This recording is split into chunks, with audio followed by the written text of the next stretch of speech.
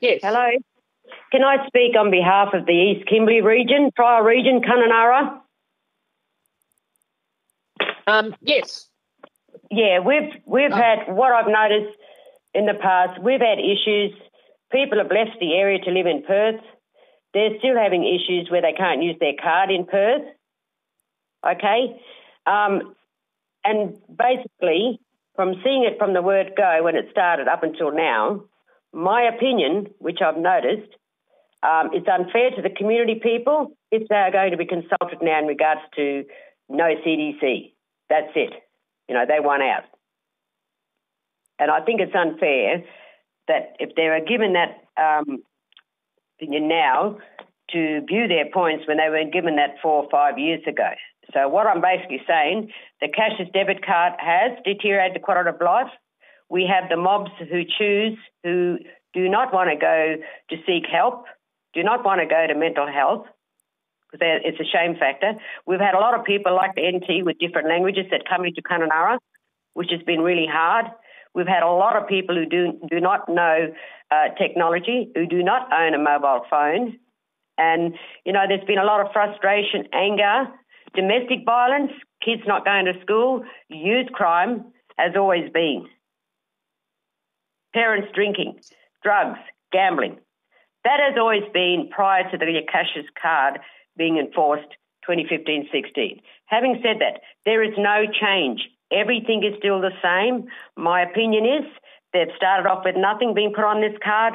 If it comes off, they're still going to have nothing. So how are we going to correct the stability of their life today and their next generation in having a life, those that are having children, young girls having children now?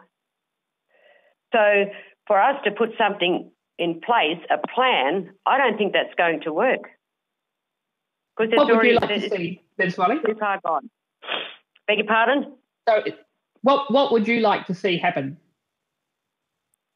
Well, if we were going to abolish the card, if that was going to happen after all the submissions being put through, you know, after and understanding and explaining to the mobs in Kununurra the process and how the government works, because some of them don't quite fully understand.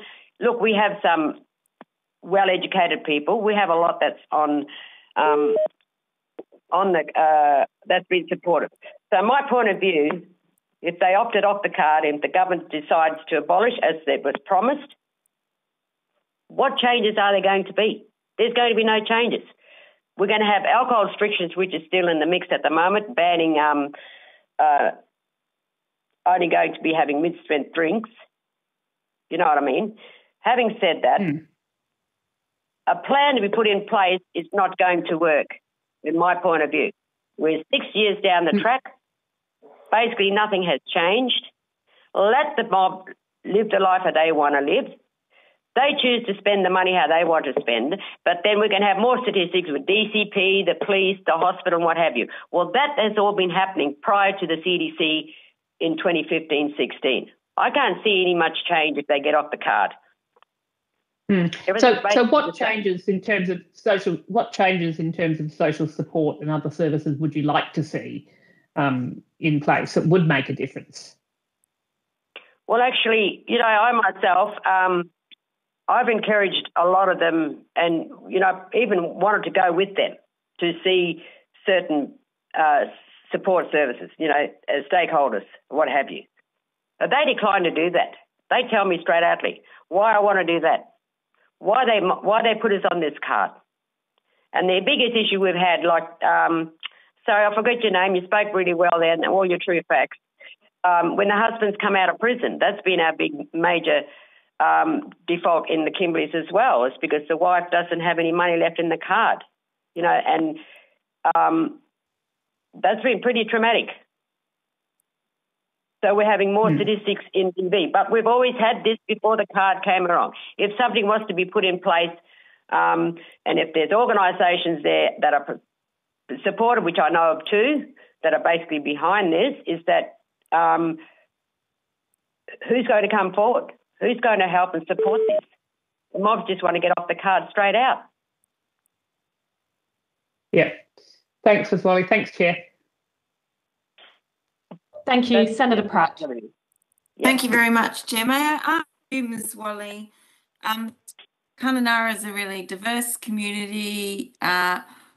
What is working well, and what are the strong things about culture and community there that should be recognised by government in order to be more supportive in situations like this where we're ending the cashless debit card? Well, this is the thing, a misunderstanding. No one fully understands the government's rules or government law. Now, if government's going to come forward and say, right, we're going to do this, right, this is what's happening, and technically speaking, you need to speak to the ground truth people.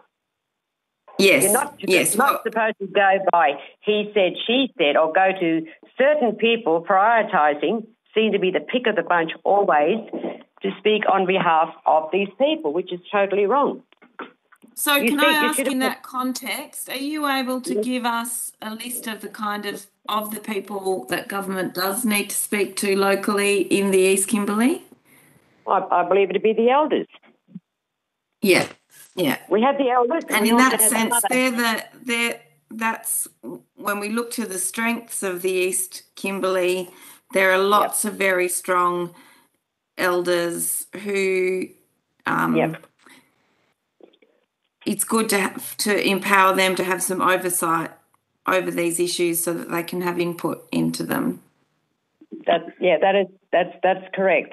So, and this should have happened. And by elders, you mean, it's hard for government just to have a list of elders. Where do we go to and find? Clearly, you've got to know a community well, but some of them would be in the native title bodies, but who else are we talking about here, and how do we bring them together to talk to them? You've got different organisations there, which should, like, you got the Warringah Language Centre, you got the Warringah Arts Centre. Yeah. I'm the chairperson of the Audible Aboriginal Health Services. Perhaps you can touch base with them. I can't think of the others now. There is quite a few. You've got not only elders, there are indeed. So, but it's very much those grassroots organisations that have strong cultural authority and activity at a very local level, where you've got cultural elders leading that community work. That's right. And then you've got others in the next generation who have a total good voice, who will sometimes speak on behalf of the next generation down. So we do have some good. And so when I asked about the strengths of the region in the East Kimberley culturally, you would find those strengths in those organisations as well, wouldn't you? Absolutely. Absolutely. The ground truth people should be the ones that should be notified and spoken to about. This all should have been happening a long time ago. Because if we're going to correct this now, we're not going to correct it. Well, just to highlight to you, Ms. Wally, clearly you're not a supporter of the cashless debit card, and we announced our policy just at the election, and now we're consulting in order to implement it, and we agree that we need to consult and take our time in order to do that, with the card due to end by the end of this year. Yeah, I understand that, but that's to get a better view or to hear from those. Let them have their voice to the panel or whoever is concerned, should they confront or speak with them. You need to listen. Can I ask you, Ms. Wally, do you know of the banks? Other than the cashless debit card, when people have their own private bank account, which of course people do as well in addition to the card, who do they bank with and why, and what kind of service do they get? Is it any good? As everyone always make a joke of, Australia Aboriginals' leading bank is the Commonwealth Bank. I have found that we have got some clients that are ANZ. which is a big one because ANZ Bank is based in Derby. Yeah, so they've actually got a branch, Sometimes it's difficult for them. I am pretty certain that they go to the post office, Kununurra. We have Bank West in Kununurra. We have NAB in Kununurra. Okay. So do you think government should be consulting with the banks as well to make sure that this is a streamlined process so that if banks see particular issues happening for customers as well, they can also help let government know? Well, that's been big issues. They've had transactions in the past. They had money taken out. When they went to check their account the night before, they go the next day. There's no money there. There's been a lot of issues the kind of thing in the past. We need to stop from happening. Absolutely. There's been a lot of that issues in the but now they have all the merchants where people can go. From the start up to about 4 years ago, it was so traumatic. It was terrible. So one of the things we will need to do is make sure that people don't suffer a financial penalty because they want to check their bank balance, which at an ATM. Would that be correct? They go online. They can't check it at ATM, as far as I understand. Yes. No, that's right. But if you were to go in with the cashless debit card ending and going back to an ordinary bank account, we need to make sure that people know to continue to do that online so they don't lose money by trying to check it at an ATM. Yeah, exactly. That's correct. Because I haven't heard anything since, but at the start off, it was untold fees were taken out, shopping centres. I've helped a couple of old people at the shopping centre in Brisbane, only the big Coles shopping centre, who didn't understand, who spoke a language, a little bit of English. And, that was just terrible. And then, explaining it to non-Indigenous people. Yeah. Can I ask who is most effective at talking, at supporting people in your community where English might be their fourth or fifth language? And, they're very clever people that speak lots of languages. I know. But none of them are particularly connected to Australian bureaucracy or banking or whatever. What's the best way of getting the support and translation for people? Clearly you need people who can speak that language. Where are they and who do they work for, and how do we make sure we're resourcing them in this process? The Warrangarri Aboriginal, the Warrangarri Language Centre. Yeah. They're the ones that teaching Aboriginal language. They do have interpreters there that can speak to the mob up there. Also, we get people families coming in from Port Keats who speak how many languages,